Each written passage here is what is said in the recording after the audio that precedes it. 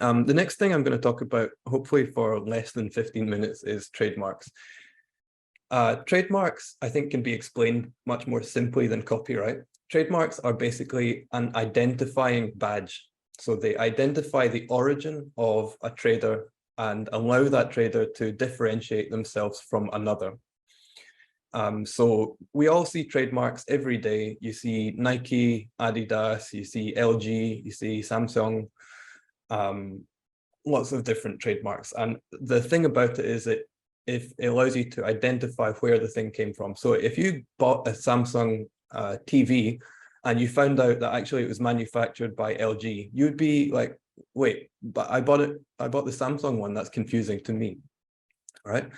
The other thing about trademarks is that they are generally registered in relation to specific goods or services. So if I have the trademark Hoover for vacuum cleaners, it wouldn't necessarily prevent the use of Hoover for anything other than vacuum cleaners. So you can see at the side, I've put all these examples of Delta being used in trademark.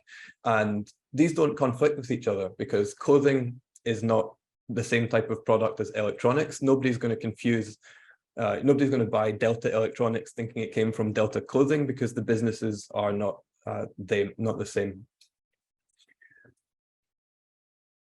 Okay, trademarks have some requirements. If you want to register your trademark in the trademark registry, you need to find something that is not descriptive and not generic. You need to find something that is going to be recognized by consumers as a badge of origin for the thing. So the way that I normally do this, or the way that I explain it to people who don't necessarily deal with trademarks very often, is to say that when you look at the product, look at the box, look at the thing itself, and ask yourself the question, which part of this thing is the trademark?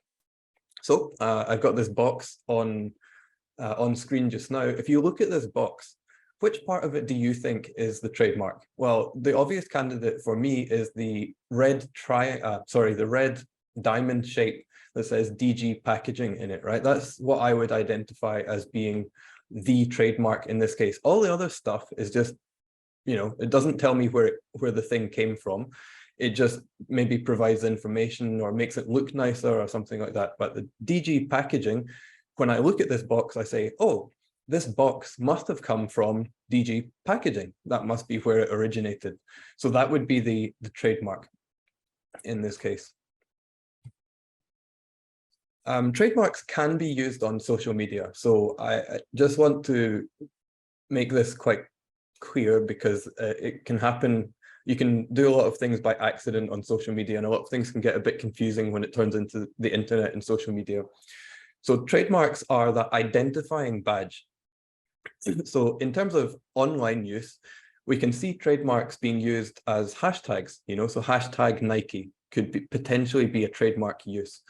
Keywords and meta tags in HTML could potentially be trademark use. So if I put a meta tag on my website or hidden text, that means that people are going to come to my website thinking that they are looking at the original website. That could potentially be trademark use. And usernames, domain names, avatars, all of these type of things could potentially be trademark use. So here we've got an example of, I thought it was quite funny. You've got SMRT feedback using the SMRT logo. So SMRT feedback obviously is not SMRT, it's a joke account. But here's an example of potential trademark use. So if they are using the trademark in a certain way, then potentially SMRT could prevent them from causing that confusion. But it depends on whether you are in fact confused. And I think anyone looking at this would realize it was a joke account, right? It's not a serious account.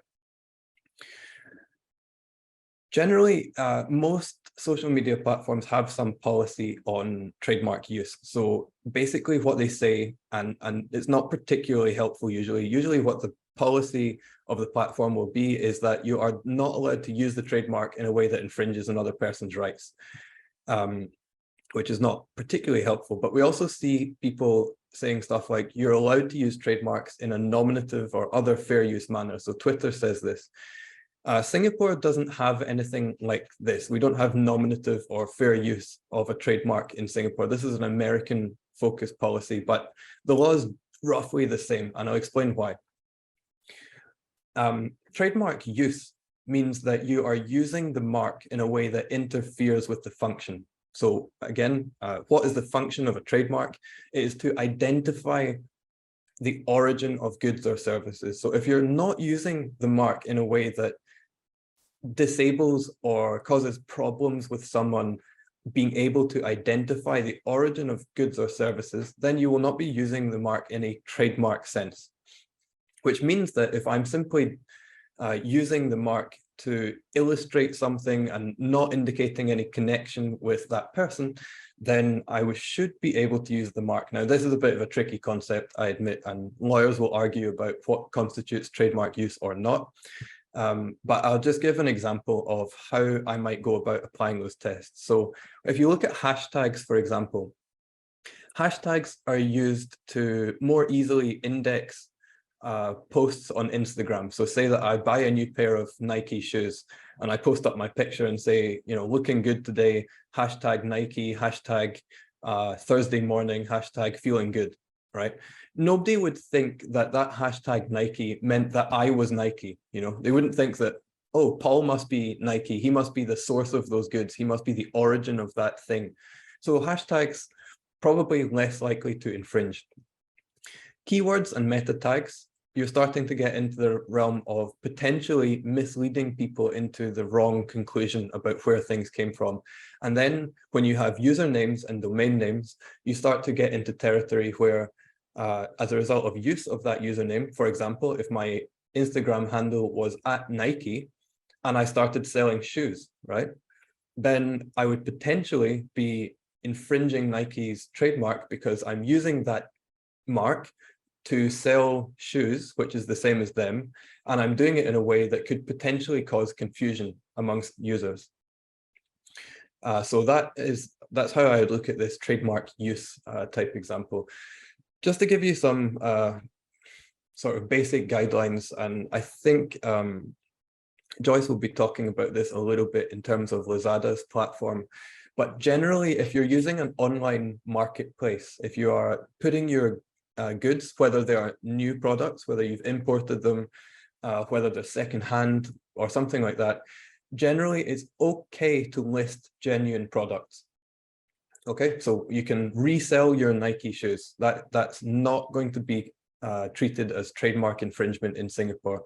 In Singapore, we also allow parallel imports. So if you import something from Malaysia because it's cheaper there, or or different there, and you bring it into Singapore for sale, the trademark owner in Singapore can't prevent you from doing that. So say that I find that Nike's Air Max shoes are selling for $200 in Singapore, but $170 in Malaysia. So I import them into Singapore and I sell them for $180, which is still cheaper than the markup price. That's fine. I can still do that because they are, in fact, genuine products.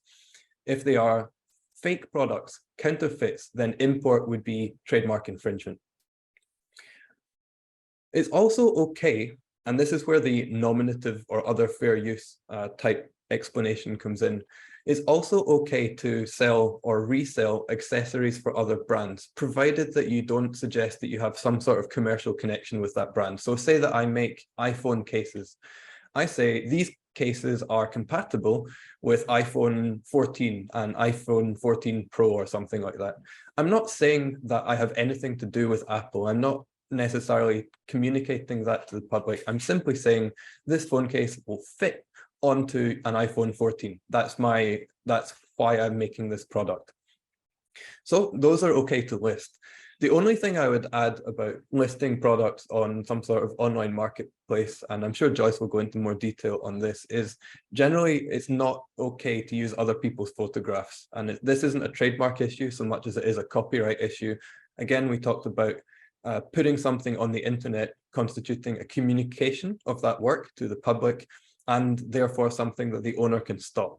So if you find Nike's advert for their shoes and you copy and paste the advert and put it into your carousel listing, technically that would be copyright infringement, and Nike would be within their rights to say, that's our photograph. We own the rights to that photograph. And furthermore, in using that photograph, you're creating that misleading connection, you know, because that's our marketing material. It makes you look as if you have something to do with us when you don't in fact have anything to do with us. So okay, generally to list genuine products or accessories, but just be careful in the way that you do that to make sure that you're not causing any confusion and you're not infringing on anyone else's copyrights.